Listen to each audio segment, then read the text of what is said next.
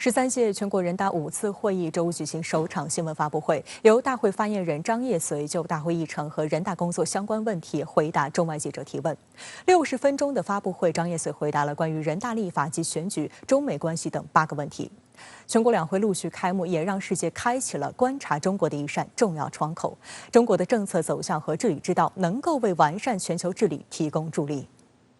13届全国人大5次会议新闻发言人张业遂介绍。本次大会5号上午开幕，11号上午闭幕，会期6天半。大会议程共有10项，包括审议政府工作报告等6个报告。目前各项准备工作已全部就绪。关于2021年全国人大及常委会立法工作，张业遂说。全国人大及其常委会围绕党和国家事业发展需要，加强重点领域、新兴领域、涉外领域立法，坚持科学立法、民主立法、依法立法。在立法提速的同时，更加注重提升立法的质量和社会效果。其中，在加强宪法实施和监督方面，主要是全面修改香港基本法附件1和附件2，形成一套符合香港法律地位和实际情况的民主选举制度，维护宪法和香港基本法确定的香港特别行政区宪制秩序，确保一国两制行稳致远。在健全国家安全法治体系方面，主要是制定反外国制裁法，完善反制裁、反干涉、反长臂管辖的法律制度；制定陆地国界法，依法规范陆地国界管理制度；制定数据安全法，有效应对这一领域的国家安全风险与挑战。1年1度的全国两会是中国式民主的重要组成部分，也是展现全过程人民民主的重要窗口。张业遂说，全过程人民民主有2个关键词，一个是人民民主，一个是全过程。而人民代表大会制度是实现我国全过程人民民主的重要制度载体。民主不是装饰品，不是用来做摆设的，而是要用来解决人民需要解决的问题的。一个国家民主不民主，实践最有说服力，这个国家的人民最有发言权。实践证明，中国特色社会主义民主政治制度是根植于中国历史文化，符合中国国情，解决中国问题的真实、有效、管用的民主。张业遂还强调，民主是全人类的共同价值。世界上不存在完全相同的民主制度，也不存在适用一切国家的民主模式。民主没有最好，只有更好。我们愿在相互尊重的基础上，与各国交流互鉴，不断丰富和完善人类政治文明成果。谈到中美关系，张业遂说，一个稳定的中美关系既有利于中美各自发展，也有利于维护和平稳定的国际环境，包括有效应对气候变化、新冠肺炎疫情等全球性挑战。相互尊重、和平共处、合作共赢，应成为新时期中美正确的相处之道。合作共赢，符合两国或两国人民的根本利益，也是国际社会的期待。美国国会近期通过了美国竞争法案，目前正在酝酿通过美国芯片法案等。关于此类立法对于美中关系的影响，张业遂强调，美国如何提升自身的竞争能力，包括芯片研发和制造能力，是美国自己的事情。但是以中国的发展为借口，把中国当作战略竞争对手的做法，只会破坏中美互信与合作，也必将损害美国的自身利益。我还想再强调一点，就是以意识形态划线、拉小圈子、搞集团对抗，都有悖于时代发展潮流，也根本行不通。关于反外国制裁法，张业遂说，通过立法反制外国制裁、干涉和长臂管辖是很多国家的通常做法。中国的反外国制裁法是一部指向性、针对性很强的专门法律，突出的是一个“反”字。中国不惹事，但也不怕事儿。对那些动辄挥舞制裁大棒的霸凌行径，中国通过反外国制裁法等法律手段，坚定维护国家主权、安全和发展利益，保护中国公民组织的合法权益。中国的反外国制裁法是应对遏制打压的防御措施，与一些国家的单边制裁，应该说有本质的区别。一个中国原则是国际社会普遍共识和公认的国际关系准则，是中国同所有国家发展双边关系的政治基础。张业遂说，立陶宛政府严重违反一个中国原则，违背立方在中立建交时所做的政治承诺。中国政府对此作出坚决回应是完全正当的、必然的。目前中立两国关系出现的问题，责任完全在立方。在国际贸易中，中国从来不歧视任何国家、任何企业。因此不存在所谓经济胁迫问题。我们希望欧盟采取客观公正的立场，不要将中立之间的问题扩大化，或者呢是上升到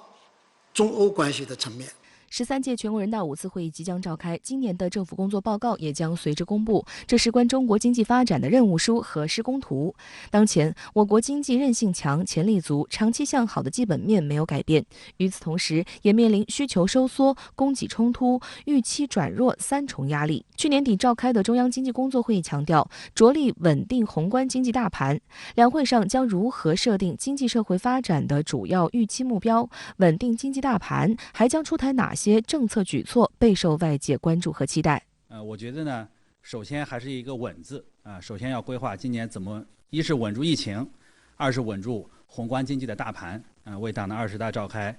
营造一个良好的这个环境啊。其次呢，我觉得还是稳中求进啊，因为稳中求进是我们的工作总基调。这个稳不是被动的稳，而是要在前进的过程中啊，我们寻找新的增长动力啊，这样反过来我们的经济的大盘才能稳。所以我觉得今年应该也会有更多的政策会导向我们怎么样建设新发展格局。同时，新冠疫情延宕反复，世界经济艰难复苏，中国发展是世界机遇已成为共识。过去1年，多重冲突交织，中国经济全年仍实现8.1%的增长，彰显了巨大的发展活力和韧性。透过两会，世界也期待从两会看到中国方案，为全球治理提供更多智慧，也期待中国机遇继续为世界经济提供新动能。我们现在的经济总量应该是到美国的70%到80%左右了啊，这是举足轻重的一个大国。那如果看我们每年的经济增长，这部分，那我们每年对世界经济增长的贡献已经超过了30%，是世界第一啊。所以可以说，中国的一举一动啊，对世界经济都会有直接的影响，就是整个世界的经济和社会发展往哪里去啊，人类的未来在哪里？这些问题实际上是需要我们进行长远的思考的，因为中国的这种地位的变化，也会让我们受到世界的关注。外界对于中国两会时间也高度关注。路透社报道，外界普遍关注即将在政府工作报告中公布的关键年度经济目标。报道还称，即将公布的中国年度防务预算也备受关注。美联社的报道称，在中国即将召开年度两会之际，政府将集中精力提振经济。报道称，两会通常被视为观察中国重大政策倡议的窗口，重振消费支出和有关房地产业健康发展的政策备受关注。今年全国两会首场委员通道周五下午开启，7位全国政协委员走上人民大会堂的委员通道，并通过网络视频的方式接受了记者的集体采访。第一个走上委员通道的全国政协委员、中国载人航天工程总设计师周建平带来了不少好消息。他说，今年5月，我国将进入空间站工程的建造阶段，年内还将发射2个空间站实验舱、2艘载人飞船和2艘货运飞船。神舟14号、神舟15号2个乘组将会师太空，届时总质量接近100吨。它装载了包括空间科学、材料科学、基础物理等大量的高水平的太空实验装置，还承载了6名航天员的中国空间站将呈现在全世界的面前。当下教育双减颇受社会关注，全国政协委员李有毅分享了来自教育一线的观察。他认为，双减的实施就是推动教育回归本质，让学生有时间、有动力全面发展。双减减去的是不必要的、机械的、重复的学业负担，而个性、创造、责任、梦想和爱不会减。我们的老师、家长和社会要拧成一股绳，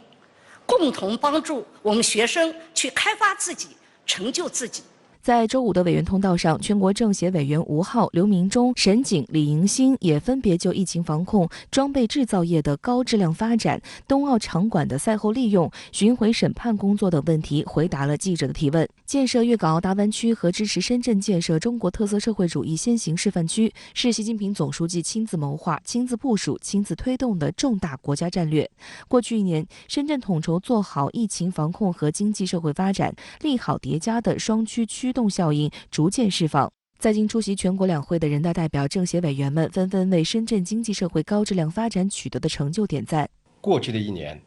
深圳面对国内外风险挑战明显上升的复杂局面，发展依然取得了新成就，双区建设扎实推进，经济运行稳中有进、稳中提质，坚定沿着习近平总书记指引的方向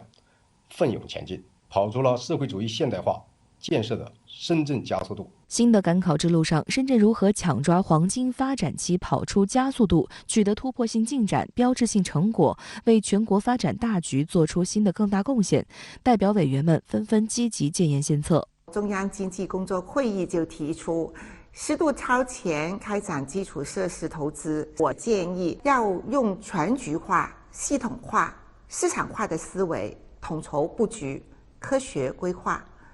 推进大网络、大数据、大平台产业的发展。要创新投资方式，充分的调动社会资本参与积极性，拓展资金的来源。粤港澳大湾区是中国经济发展的一个重要引擎，创新是深圳最具特色的竞争力。我认为未来这个进一步推动创新发展，最重要的是形成了一个比较完善的支持创新的体制和机制，为这个人才的聚集创造很好的环境和条件。好，相关问题马上来连线特约评论员孙兴杰。孙先生你好。中国进入两会时间，那您个人对此有什么观察和期待吗？两会是中国政治生活中非常重要的时刻，也是我国国家治理中的重要一环。每年两会，来自全国各地各个行业的代表集聚一堂，共商国事。从权重中来，一直是当代中国政治的重要的线索。代表们来自各个行业或者基层，通过深入的调查研究或者自身的生活工作的体会，将群众的急难愁盼以及未来的期待形成提案，这就是自下而上的政治过程。两会期间的提案、审议的政府工作报告以及相关的政策法规落地实施，这是自上而下的政策实施过程。因此，两会是非常严肃的政治过程，这也是两会备受关注的重要原因。今年两会的意义非凡，处在2个100年的交汇期，我国的社会主义现代化建设进入了新的征程。本届人大和政协代表履职跨入第5个年头，对于代表本人来说，也是需要回顾总结的时间节点。从我国的现代化进程而言，我们处于历史性的关键期，我们处于一个追赶他国到自我超越的历史性拐点上。从经济数据来看，我国人均 GDP 超过世界平均水平，即将进入高收入国家的门槛。世界现代化历史上还没有一个像中国这样的人口体量的大国跨越中等收入的阶段。我们的现代化是超大规模的现代化，即便我们的人均水平还不高，但是中国的体量已经位居世界第2，而且前所未有的接近美国。经过几十年的发展，中国的现代化建设更加的聚焦于人的现代化、人的发展。国家提出了共同富裕的目标，其实就是让每个人去分享现代化的红利。反过来，每个人的发展也为国家的发展注入源源不断的动力。当前经济社会发展的任务依然艰巨，我国经济长期向好的基本面没有变，但是也面临着需求收缩、供给冲击、预期转弱3重压力。中国经济发展的底层逻辑和动力已经悄然发生了变化，改善营商环境，促进公平竞争，激发人民的创造力，是我国经济走上自我维持、自我推动发展道路的重要的力量。我们坚持以人民为中心的发展理念，人民的关切就是两会代表的关切，也是党和政府的工作重心。相信在两会期间，很多的建议、观点、观念会涌现出来，为提升国家治理能力、推进治理现代化而贡献力量。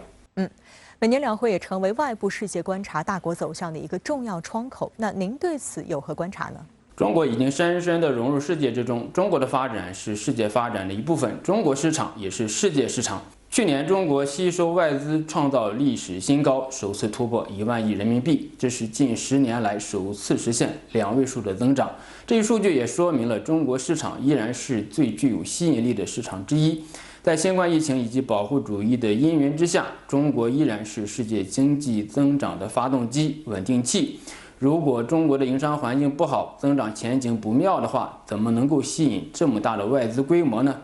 去年中国对世界经济增长贡献率超过30%。从2008年金融危机以来，中国成为世界经济发展的核心发动机，这一趋势更加的明显。百年不遇的疫情以及不安定的国际环境，更加确认了中国在世界经济增长中的角色和地位。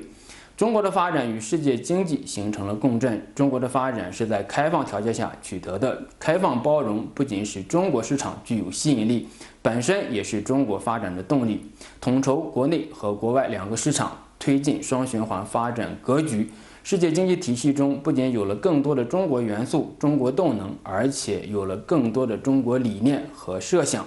中国持续推进高水平制度型开放，为全球经济治理提供新的理念、新的方案、新的制度，既让世界对中国改革开放有了更加清晰可见的预期，也让中国与世界的交流更加稳健顺畅。今年1月1日，区域全面经济伙伴关系协定落地，中国与东盟、新西兰等周边国家和地区建立了更加紧密、高水平的伙伴关系。不可否认，全球化进程中出现了一系列的挑战，地缘政治冲突抬头，但是主要经济体的产业链、供应链的网络没有断裂，也没有去全球化。去年，中国对外贸易额突破6万亿美元。中国与世界各个经济体之间的相互依赖程度在加深，全球化的局部逆转或者倒退不能够改变开放、合作、共赢的大趋势、大潮流。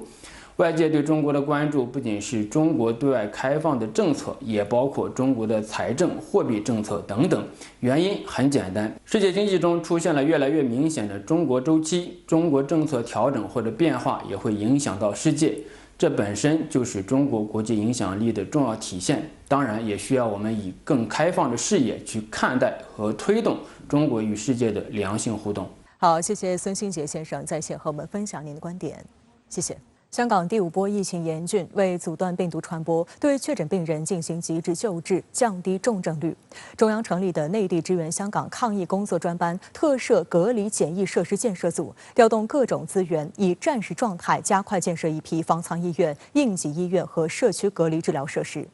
负责专班该项工作的国资委国际合作局副局长谢辉在深圳接受了记者采访。他指出，天下武功唯快不破，将继续与时间赛跑，全力以赴保护香港同胞生命安全和身体健康，帮助香港尽快渡过难关。为解决香港本地医疗、检疫设施不足等问题，专班特设隔离检疫设施建设组。工作组成员、国资委国际合作局副局长谢辉告诉记者，专班成立当天，组内就明确了各自分工，以战时状态快速投入工作。从2月21号，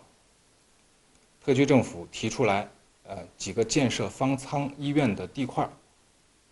我们的承建单位啊，还有我们的建设管理单位都是连夜用6个多小时就拿出了出版的设计方案，并且从22号开始开工。在这个过程当中，大家也是充分的沟通，进行对接。3月1号，青衣方舱医院正式交付特区政府管理使用，并于当晚接收首批新冠确诊轻症患者。特区政府政务司司长李家超表示，感谢中央大力援助，相信香港有足够的医疗设施，便有方法打赢奥密克戎的快速传播。实际上，短时间内完成青衣方舱医院的交付并非易事，需要多个工作单位通力配合。谢辉介绍，隔离检疫设施建设组内包含香港中联办、国务院国资委、国家移民局、海关总署以及广东省政府、深圳市政府等在内的多单位成员。协会举例称，方舱医院以打包箱的方式建造，经加工组装后快速运抵香港，因此供应链管理非常关键。通过各单位积极协调，打通从内地运送各类物资到项目工地的水陆联运大动脉，确保方舱医院顺利完工。全体单位都会遵循这样一个原则，只要中央有部署，香港有需求，我们就会全力以赴完成，真正用实际行动争分夺秒的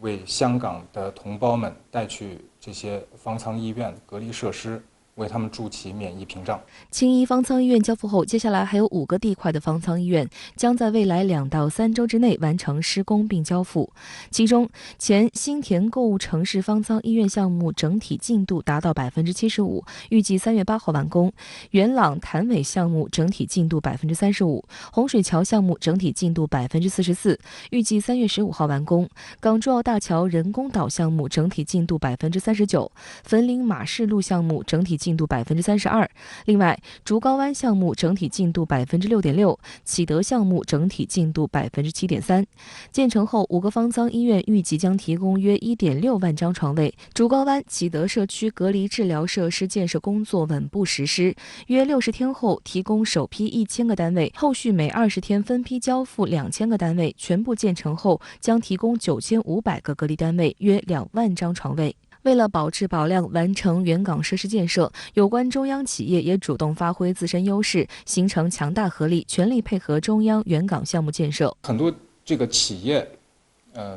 不光是正在实施的这个中国建筑下边的2家公司，还有其他的一些企业，也都在这个过程当中自告奋勇，主动请缨，希望能够投入到驻港抗疫的这场战斗当中来。我们在有关中央企业也建立了若干个资源保障中心，有的呢专门做物流运输方面的保障，有的专门做物资供应方面的保障，有的呢提供人员往来通关方面的支持，有的是在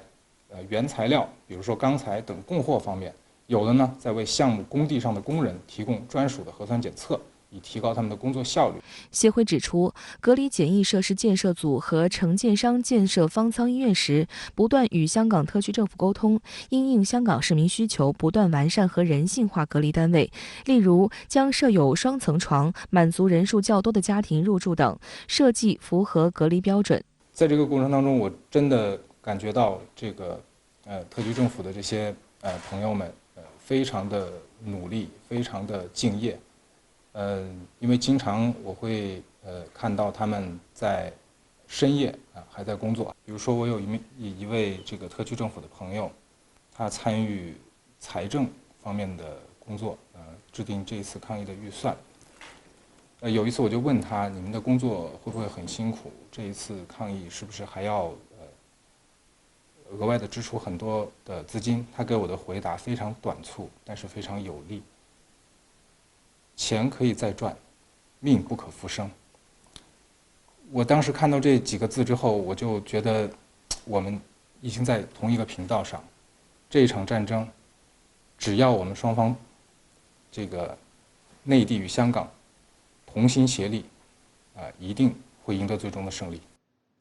中央全力支持特区政府抗击疫情，由工业和信息化部牵头，组织20万盒莲花清瘟胶囊在内的价值1365万元的防疫物资，已通过广东省钟南山医学基金会等陆续捐赠到港。周五，全港社区抗疫连线开放了5万盒莲花清瘟胶囊免费派发的预约登记，结果由于登记的市民太多，系统还没开始运作就已经超负荷。莲花清瘟胶囊为何受到港人热捧？中医药在新冠疫情防控中又起到怎样的关键作用？来看报道。香港第5波疫情以来，莲花清瘟胶囊成为香港市民纷纷购买的抢手货，甚至一药难求。不仅在于中医药在近2年全球疫情防控工作中发挥的显著效果，而且香港市民也普遍对中医药感到信任亲切。那今天中午12点开始，香港市民可在网上登记申领中央原港的莲花清瘟胶囊。那我也尝试了一下，但因为人数众多，没有能够进去，可见市民申领的需求很大。实际上呢，昨天天，深圳卫视驻港记者站就收到了来自香港一企业捐赠的莲花清瘟胶囊，这让我们感到非常的感动。可以说呢，在目前疫情形势非常严峻的香港，能够储备莲花清瘟胶囊，就多了很多安全感。下午15时30分，全港社区抗疫连线宣布已收到超额登记申请，随后表格登记入口也一并关闭。为了减少接触传播机会及向市民提供更贴心的义工服务，这次分发会以点到点的形式由专人送达，并且只接受个人登记申请，填报地址必须为香港本地18个行政区中的私人住宅，每个地址只会获分配2盒莲花清瘟胶囊。全港社区抗疫连线还表示，鉴于莲花清瘟胶囊数量有限，鼓励市民在有需要时可以与人分享，切勿造成浪费。莲花清瘟胶囊是我国中医药抗疫3药3方的代表产品之一，因其在治疗新冠肺炎轻症和无症状感染者时表现出的良好临床疗效，被先后列入国家卫健委多个版本的新型冠状病毒肺炎诊疗方案医学观察期推荐用药。相关权威研究证实，莲花清瘟通过抑制病毒复制、抑制宿主细胞炎症因子表达，从而发挥抗新冠病毒活性的作用。最新研究还发现，无论是对阿尔法、贝塔还是德尔塔等变异株，莲花清瘟都显示了稳定的体外抗病毒作用。此次莲花清瘟系列抗疫物资抵达香港，将为支持香港坚决打赢疫情防控阻击战贡献重要力量，并有助于进一步构建起中西医并重防控新冠肺炎疫情的救治体系。新冠肺炎发生以来呢，以3药3方为代表的中医药在疫情防控中发挥了积极的作用，也成为我们中国方案的重要的优势。目前呢，3药3方等中成药和中成饮片供应充足，完全可以满足香港抗疫的需要。在本次抗疫工作中，香港特区政府也向我们提出了金花清肝颗粒、莲花清瘟胶囊、藿香正气片等中成药的需求。对此呢，我们也第一时间跟企业进行沟通，协调开展供应。中西医结合、中西药并用也在实践中被证明成效显著。国务院联防联控机制治疗组专家、广东省中医院副院长张忠德在接受深圳卫视记者采访时表示，中西医结合、中西药并用并不是字面上简单的药物混吃，其中还涉及到融合，希望能让患者得到最大的效益。我们是有几个融合，我们是队伍融合、机制融合，这种机制运作起来就是目的就是让病人能够得到的效果最大化，疗效最大化，减少后遗症最大化，还有社会经济学方面的最大化。所以中西医结合在各个层次方面，它都能够结合在一起，各自发挥自己的优势，来进行救治，让我们1+1的作用远远大于2，让患者得到最大的效益。这是我们一直以来采取的方法跟措施，而且临床上也是取得了非常好的效果。张忠德介绍，香港本轮疫情爆发规模非常大，严重超出特区政府在抗疫链各个环节的负荷。中央政府只是全力支持香港的抗疫工作。目前，专家正积极与香港同行保持沟通，希望尽早尽快将内地中医药抗疫经验融入香港疫情防控。这一次香港疫情发生的，它有2种病毒，那绝大多数还是奥密克戎病毒，那么还有一些那个德尔塔毒株的很少部分的。那么目前国内在治疗这2个病毒这个新冠肺炎变异病株里面，都是取得了非常好的疗效的。所以我们除了这药物的支撑，还有我们经验的分享，跟香港的同业们一起进行讨论研究，把我们的方法、我们以前的做法，毫无保留的跟他们一起进行交流、学习，那么互相促进。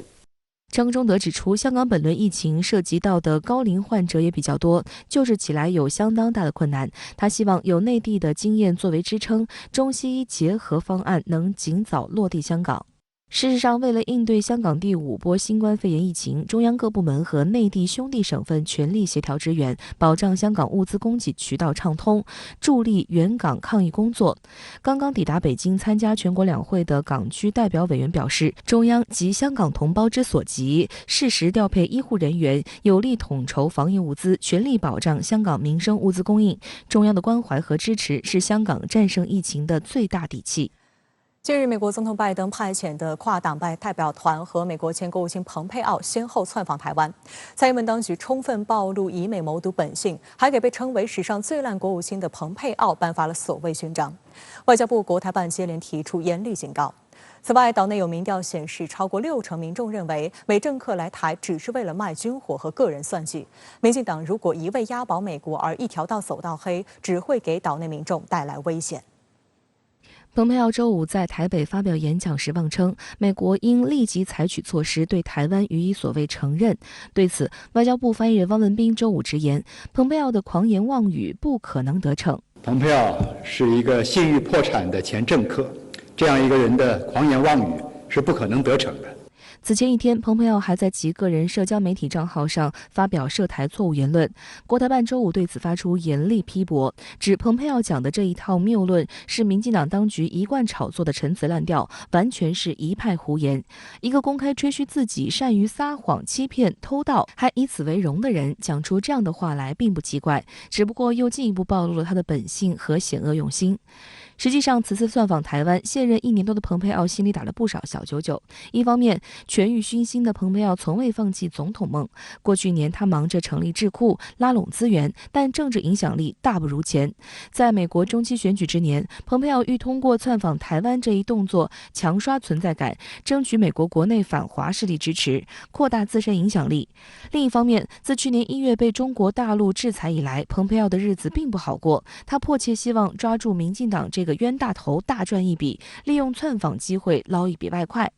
台媒爆出，蓬佩奥此行主要是为了商业考量。根据去年台当局在美联络机构发出的电报，蓬佩奥7月率领其担任顾问的一家公司的投资代表，与台当局在美联络人萧美琴见面，争取台湾的退抚基金、劳退基金和创投基金。换言之，蓬佩奥和台湾如此密切的勾连，就是想要台当局投资其顾问公司。妄图以美谋独的民进党当局不仅将声名狼藉的蓬佩奥奉为座上宾，蔡英文还挖空心思给他准备了一个所谓颁赠勋章的仪式，并计划通过网络直播全过程。他沾沾自喜地在社交平台上造势，没想到一场意料之外的大停电让蔡英文的帖子瞬间被愤怒的网友灌爆，直播也被迫取消，就连蓬佩奥自己也因停电造成的交通混乱而被堵在路上。环球时报社评指出，岛内大停电殃及蓬佩奥，这一幕带来的讽刺尤其辛辣。民进党当局长期无视岛内民生发展，将大量资源拿去搞所谓外事和防务，试图靠傍着美国反华势力挤进西方所谓民主阵营。然而，这一步还没跨出去，就先被民生问题绊倒，这几乎是必然会发生的。民进党当局在国际上动辄拿台湾民意来给自己的谋独主张做挡箭牌，但星期4的这一幕清楚显示了，在蔡英文欢迎蓬佩奥帖子下的那些激愤和控诉，才是真正的台湾民意。而就在蓬佩奥窜访台湾的前一天，现任民主党政府派出由前防务和安全官员组成的跨党派资深代表团也抵达台湾。不过，台湾联合报的社论一针见血地指出，这2个不同属性的美国窜访团彼此角力的味道可能大过挺台的味道。原因就在于，美国中期选举在即，拜登政府的表现不利于民主党选情，而蓬佩奥窜访除借机放送反中言论为共和党制造声势，也可能顺势部署人脉乃至募款。至于拜登特派窜访团赴台，也是象征意义大过实质，只是为了缓解岛内愈发强烈的以美论。当前中美关系的大环境下，美国的这种反华的浪潮很高，那么台湾呢，是美国的各种政治势力要打的一张牌，他们的最终目的是为了自己的权利，为了自己的利益，实际上就是台湾当局只是一个棋子而已。新党表示，不欢迎美国任何对台海局势火上浇油的人物与作为，两岸和平与台湾问题也不需海外势力插手，谴责如蓬佩奥等美国反华鹰派意图挑起两岸战争，牺牲台湾民众的性命，换取削弱中国大陆实力，达到美国霸权的恶劣企图。希望美国两个政党之间不要把台湾当成自己国内政党政治竞争的延伸，把台湾当成他们作秀的舞台。好，相关问题马上来连线特约评论员刘和平。刘先生你好。我们看到，短短3天内，美国总统拜登指派的跨党派资深代表团和特朗普政府时期的前国务卿蓬佩奥先后窜访台湾。那对此您作何解读？我认为这次美台双方的勾连互动有这么几个值得我们重视的看点：其一是，它发生在地缘政治激烈动荡的时候；其二，无论是拜登总统亲自指派的所谓跨党派资深代表团，还是前国务卿蓬佩奥一行，当前都已经处于了不在其位的状态。第三，除了蓬佩奥窜访台湾是早就听到楼梯响之外，拜登指派的所谓跨党派资深代表团，却显然是为了抢在蓬佩奥窜访前先行登岛而临时搭建的草台班子。那么综合这些东西，我们也就可以解读出这么几个政治信号。首先，鉴于当前美国为应付俄乌局势与俄罗斯展开的深度博弈已经是忙得不可开交，这个时候他们不想出现蜡烛两头烧的尴尬现象，所以这次拜登政府派出的都是已经卸任的前高官，而不是现任高官，其目的就是要向中国大陆表明，美国对台政策仍然维持在一中框架之内，并没有出现明显的变化。其次，众所周知，蓬佩奥任国务卿期间，在台湾问题上是著名的鹰派，并因此跟中国大陆关系搞得非常不愉快，甚至是遭到了中国大陆的严厉制裁。在这种情况下，拜登政府担心蓬佩奥会进一步讲出刺激台海局势的言论，做出刺激台海局势升级的行为。因此，拜登政府要先行派出一个代表团，抢在蓬佩奥前面，为蓬佩奥的言行先行消毒。拜登指派的跨党派资深代表团和被称为史上最烂国务卿的蓬佩奥先后窜访台湾，您认为又会对美国国内的政治产生什么样的影响呢？其实，拜登派出的所谓跨党派资深代表团与前国务卿蓬佩奥先后访华，这背后本身就蕴含着民主与共和两党进行政治博弈与较量的背景，尤其是选战前相互较量的背景。因为美国中期选举马上就要举行了，这场选战不仅关系到民主与共和两党谁能够主导国会的问题，更关系到拜登政府会不会提前进入跛脚鸭状态的问题。同时，虽然离2024年总统大选还有2年多的时间，但选战的硝烟与火药味已经是越来越浓了。不仅前总统特朗普摆出了要跟拜登上演王子复仇记的架势，这几天来他在接受当地电视台采访时还讥讽拜登的领导能力不足，而且蓬佩奥也出现了跃跃欲试，选总统想把拜登拉下马的这么一种倾向。我认为正是在这种情况下，拜登才会派出跨党派资深代表团与蓬佩奥较劲，先后窜访台湾。那么非常不幸的是，台湾再度成为了民主与共和两党博弈中期选举以及特朗普、蓬佩奥跟拜登竞争总统位置的战场。那么值得注意的是，面对这样一种情况，倒立的蔡英文当局摆出了来者不拒、敞开怀抱欢迎的姿态。这个也就意味着他们显然是乐于见到这种情况，并且希望两边押宝，争取实现民进党以及台独势力利益的最大化。然而，美国两党政客们对台湾的承诺不仅是口惠而实不至的，而且最终使台海局势掀翻桌子之后，台湾以及台湾人民是要为此而买单的。好，谢谢刘和平先生在线和我们分享您的观点，谢谢。香港战役进入关键时刻，深圳卫视直播港澳台特别策划《香港再战役》系列报道，本期主人公福迪有着怎样的战役故事？直播港澳台稍后继续。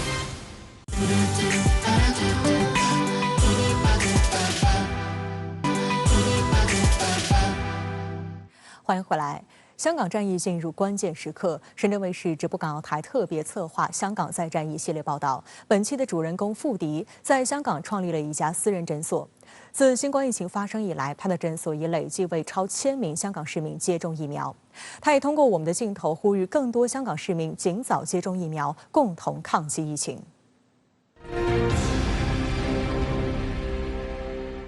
今年幾歲啊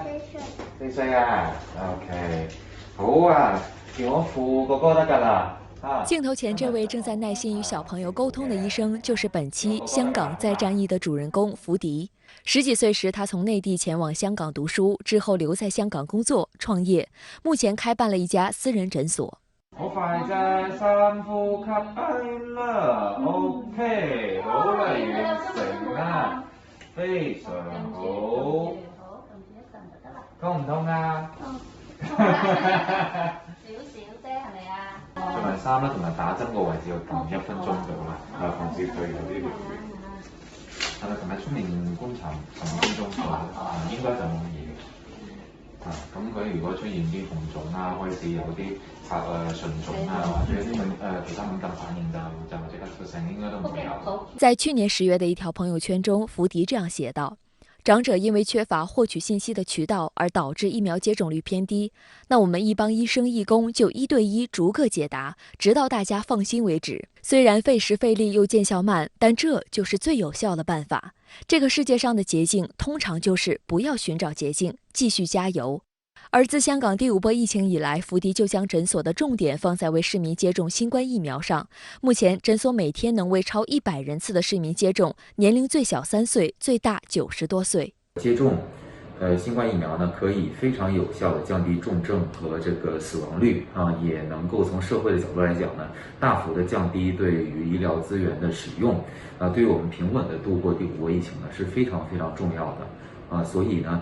也希望這裡傅醫生做一個呼籲，就是希望看到這個節目的香港市民也好啊，我們其他的來自其他世界各地的這個人都好啊，希望大家積極的去接種新冠疫苗。目前傅迪也要求自己診所的員工1天1檢，並且全員都已接種至少2針新冠疫苗。不過，傅迪和他的合夥人還是有擔心的事情。你看，我們作為一個私家醫療資源，但當我們的同事感染了之後，我們得自己來承擔，所以我們也很希望呢，就是香港政府呢，出一些真正有效的措施。我們也非常的希望呢，這個內地的支援隊呢，來香港呢，可以這個幫助我們快速的度過疫情。